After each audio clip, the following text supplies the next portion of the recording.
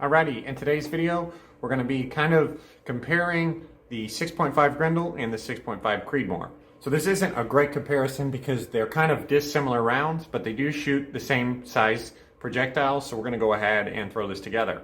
As a reloader, I love the fact that they can kind of shoot the same bullets. The Grendel prefers the bullets that are kind of in the 110 to 130 range, and the Creedmoor can go all the way from that 120 even up to like 150s. But I tend to buy stuff that I can kind of switch between the two. So today we're going to shoot the 130 ELDM in the Creedmoor, and we're going to shoot the 123 ELDM in the Grendel. So I kind of chose the powders and the bullets today because they're very, very popular powders and bullets. So H4350 is about the most popular powder for the Creedmoor, and 8208 XBR is a very popular powder for the Grendel. We're going to use the CCI number 41 primers, and I've chosen loads that are about a grain to a grain and a half below max, so we should get a good idea of kind of what to expect out of the Creedmoor, what to expect out of the Grendel. I'll post the load data up here.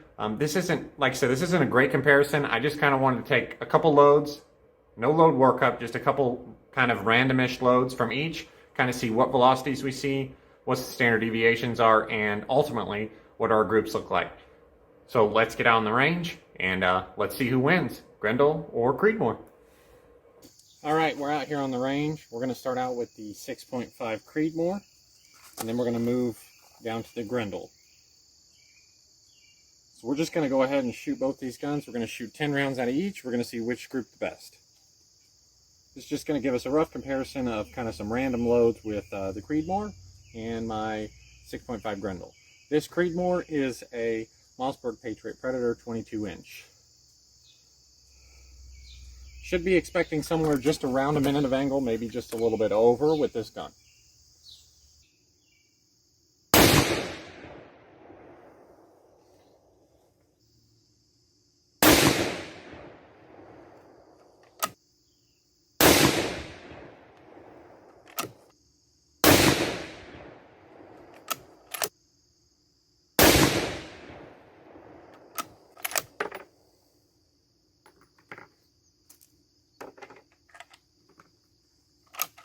All right, moving on to the next charger.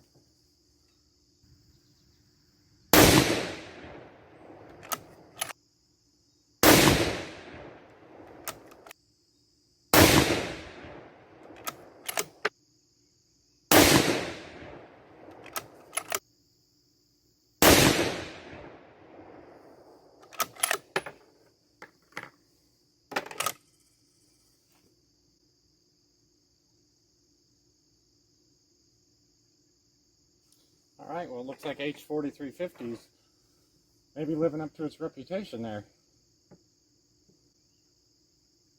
All right, now we're going to move over to the 6.5 Grendel.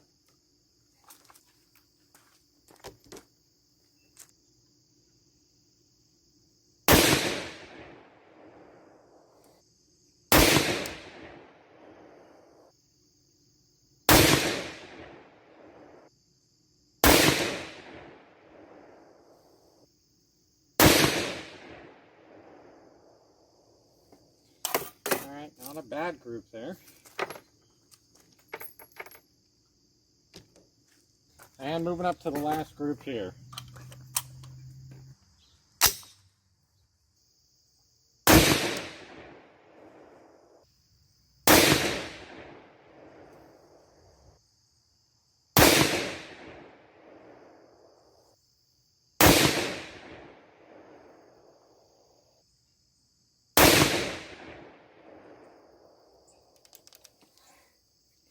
Alright, let's get down there on the range and let's check her out.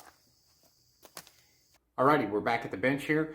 The first load with the Creedmoor at 41.5 grains, shot 2,790 feet per second, 11.6 standard deviation, and a 1.5 inch group. Looked like it was trying to group, but that one went a little bit high.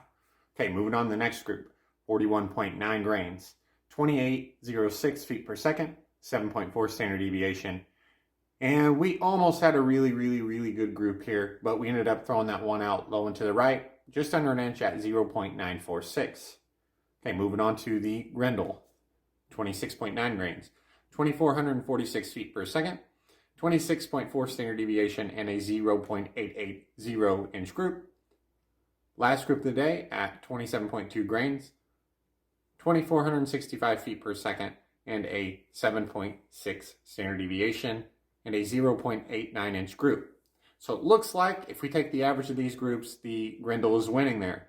We've got an average under a 0.9 inch group for the Grendel and just over that 1 inch group for the Creedmoor.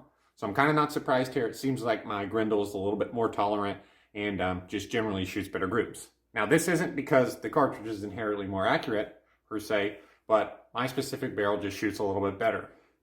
So if you can look at the cartridge there on the screen, you can tell the Creedmoor is significantly longer.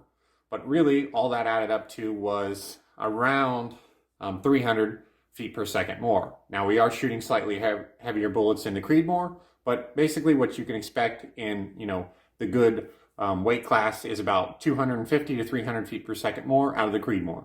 So you can use that for, longer ranges or for killing bigger game or whatever you're into.